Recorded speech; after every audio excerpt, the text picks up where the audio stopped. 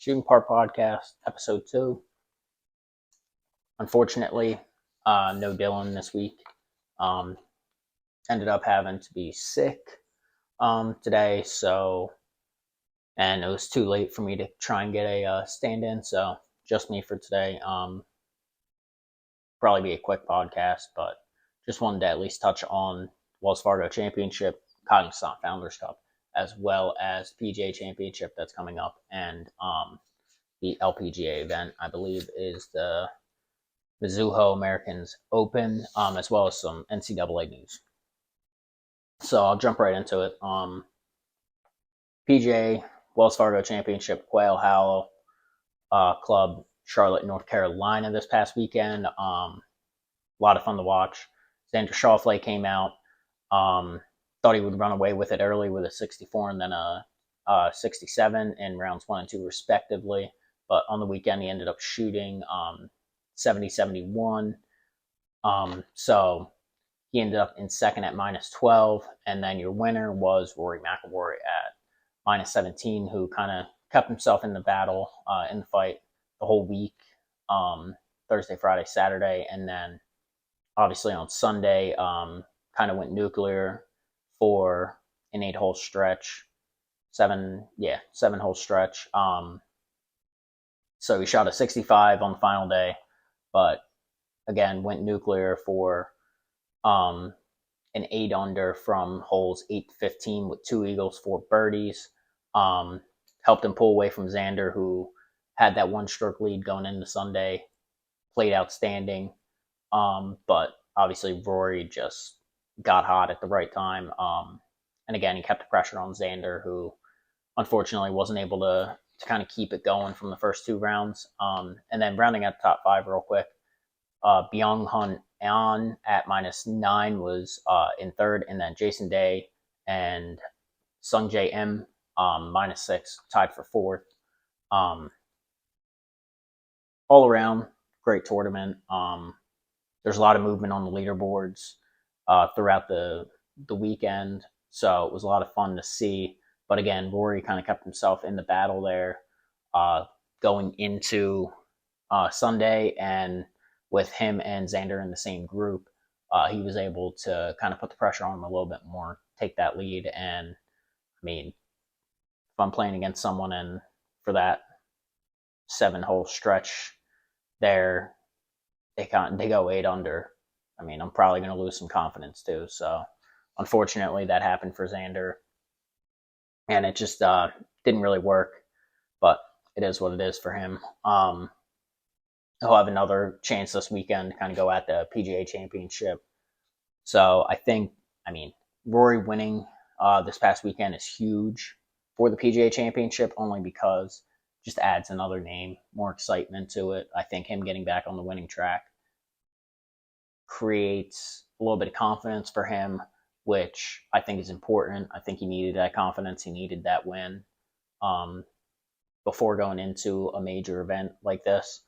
But again, I mean, PGA Championship is going to be outstanding to see out there at Valhalla Country Club. It's in Louisville, Kentucky, yeah. But you have Scotty Scheffler, who just him and his wife just welcomed their first kid, so congrats to them. But he'll be out there. Then you got Brooks Koepka coming back. You got Jon Rahm making a return. You got Rory. And then obviously you have Victor Hovland, who I believe came in third last year, as well as some other guys that out there that it's just going to be a stacked field that will be a lot of fun to see how they approach this golf course. I don't think it's been there since 2014, and I think Rory won it last time that it was there. Different grass than it was last time, but he has a little bit of a knowledge of the course, so I think it's exciting that he did win, kind of get that confidence, put another person into that championship run, hopefully. And should be a tight tournament going all the way to Sunday. So we'll see. For the LPGA, they had the Cognizant Founders Cup this past weekend up in Upper Montclair Country Club in Jersey. I'm going to start at the bottom here just because the 2 top scorers gave themselves such distance that I think it's important to kind of hear the scores of, the three that tied for fourth, as well as the one that came in third before getting it to the two at the top. So you had Lin, Chin, and Yin all at -8, tied for fourth. Um, Gabriella Ruffles at -9, tied or took third, and then Madeline Sagstrom at -22 and Rose Zhang at -24. It's crazy. Those two all weekend were just outstanding.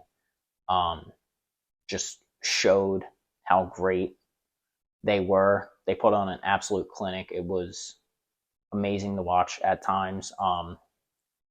Their last round was outstanding too, but I'll get to that in a minute. Um, so very exciting. Rose obviously is a great golfer, two-time national championship or champion, I believe, before joining the LPGA. So it's great to see her win to win this. So one thing that I'm sure you noticed is Nelly Korda's name wasn't up there. Unfortunately, she missed out on making history with her sixth straight win.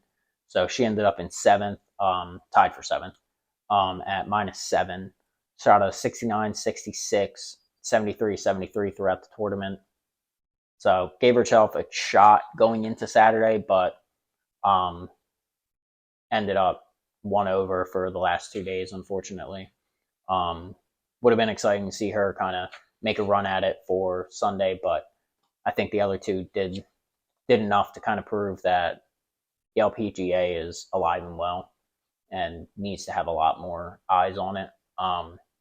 But getting to Rose and Madeline in the last round there. So Sagstrom had the lead going into the last round, bogeyed hole number one, so it tied them up at -18. And then from there, it was just those two trading blows back and forth, basically. So Sagstrom birdies hole number two, Rose birdies hole number four, ties it up. Both birdie 5. Sagstrom birdies 6, 8, and 12. So she has a 3-shot lead going into the final 6 holes, which I think everyone kind of thought that this was her chance to kind of put it away. But Rose put the pressure back on her, birdied 14 and 15 to cut the lead to 1. And then Sagstrom bogeys 16, having them be tied going into the final 2 holes, in which Rose pulls away at that point with 2 birdies on 17 and 18 respectively, and then ices the tournament there. So again, that last round between those two was one of the most exciting rounds you'll see. It was just back and forth. Who's going to take the lead? Who's going to put it away? And it came down to the final 2 holes. And Rhodes was able to pull it out. I mean, they're 2 outstanding golfers. And it just shows, again, that the LPGA needs to get more support. They need to get more support from social media as well as the national media. They got some pretty good TV coverage this past weekend, with ESPN Plus, Peacock, Golf Channel, and whatnot. But they need to be nationally televised. They're just as good as the men. They're some of the best athletes in the world. They need to be recognized as that. So I'll be the first one to stand on the soapbox and preach that day in and day out, because they deserve it. So hopefully LPGA will get more eyes on it as we go forward. But on a side note, did want to give a little shout out to Gabby Ruffles. Came in third. She shot a 69, 72, 67, 71 throughout the round. So reason I want to shout her out, obviously top 3 finished, great. Tied for her best finish of her career. She is a rookie, but she did play in some tournaments as amateurs. But I just think it was pretty amazing to see that, the last tournament that she played in, misses the cut. Didn't let that mentally hurt her. She came back stronger from it, and I think the mental fortitude that she showed just was amazing throughout the tournament. Again, after, that 72 in the second round, could have fallen off, could have fallen apart. Instead, came out, shot a 67 the next day. So she obviously has the talent. A little bit inconsistent, but I think that's being a rookie. So I think it was great to see that though, to see her come back after missing the cut in the last tournament, come back and place third. So I think good. It's a good showing for what her career is going to be, and I think she's going to be extremely talented, and she'll be in the LPGA for a long time. So good on her. Move on here. Go into the news for the past week. Just wanted to touch on the live golf that we talked about last week. So if you missed it last week, basically how these live golf guys are missing out on the majors because they don't view the major, or they don't view live golf and the standings, so they're not getting the opportunity to play in these majors, which actually changed this past week. So Taylor Gooch, who he won the individual championship for Live last year, won 4 tournaments also during Live last year, got a special invite to the PGA Championship this week. I think it's a great first step. Obviously, to bring him in, who he has played outstanding, and he's proven that he's a top tier golfer. For him to get a special invite, obviously, is great. Great for the game. You want to have top players and the best players at these events. So him getting the invite is amazing. I think it's just a step, though. There's a lot of other really great players in Live as well as the PGA, obviously. But these major events, I think there needs to be a way to get the Live guys to qualify without having a special invite and things like that. And I think we're moving towards that, but we'll have to wait and see. But again, good for Taylor Gooch. Gets to play in the PGA Championship this week, and I think he'll have a little chip on his shoulder to kind of prove that it was the right choice by the PGA Championship to invite him. So it's exciting to see. Hopefully, he'll put on a show there, but we'll have to wait and see for that for this weekend. Real quick, I want to touch on the NCAA. So the NCAA men's regionals are happening Monday through Wednesday this week. So they're probably happening right now. To see who's going to go to the national championship. It'll be the same kind of format and idea as the women's from last week, but just to recap it, top 5 teams from each regional, as well as the top individual player from each regional, all get invited to the national championship. So the regionals are as follows. You'll have the University of Texas Golf Club in Austin, Texas hosting, University Club Baton Rouge, Louisiana hosting, UNC Findlay Golf Course, Chapel Hill, North Carolina hosting, the Farms Golf Club, Rancho Santa Fe, California hosting, Stanford Golf Course, Stanford, California hosting, and Burke Boilermaker Golf Complex, West Lafayette, Indiana hosting. All of that will be leading towards their national championship, which will be May 24th through May 29th at Omni La Costa Resort and Spa, which is also where the women will be playing. Their national championship begins May 17th and will go through the 22nd. That's in Carlsbad, California. So the women already played their qualifyings. Or I'm sorry, they already played their regionals, so they have their qualifying teams and individuals. So I'm going to read off those as follows. So you have Auburn, Oregon, North Carolina, South Carolina, Tulsa. That was one regional, top 5 as in order. So then you have Ole Miss, Texas, Wake Forest, Mississippi State, Oregon State in their regional, LSU, Clemson, SMU, Vanderbilt, Texas A&M in their regional, and then Stanford, Duke, Virginia, Arizona State, San Jose State in their regional, Southern California, Oklahoma State, Michigan State, Northwestern, Pepperdine in their regional, and then Arkansas, Purdue, Baylor, UCLA, Florida State in their regional. And then the individuals are as follows: Veronica Kendranova from Kent State, Lauren Boudreau from Notre Dame, Yasmin Liovo from Long Beach State, Bailey Davis from Tennessee, Isabella McCauley from Minnesota, Carla Burnett from Kansas State, all qualified. So I think it's going to be a lot of fun. I was able to watch a little bit of the regionals. A couple of them played in some interesting conditions, but that is what it is when you're playing kind of all over the United States at the same time. So um, good to see all those teams and individuals qualify.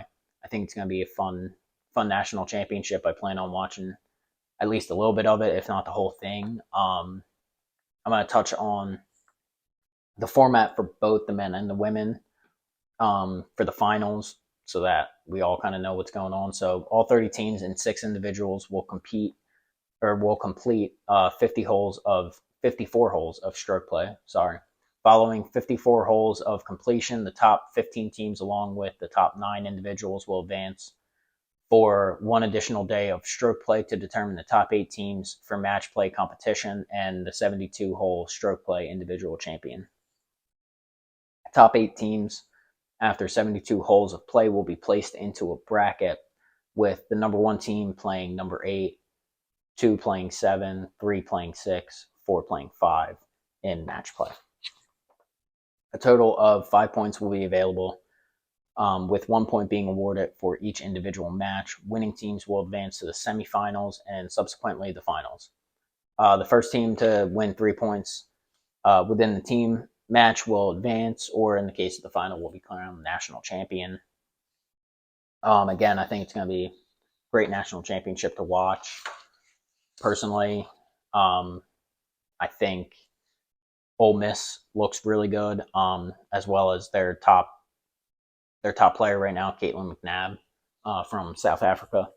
I think they're going to be a team fighting for that national championship. So I'm excited to see how they go out, how they play. I think it's also going to be a lot of fun to see how these players handle Omni.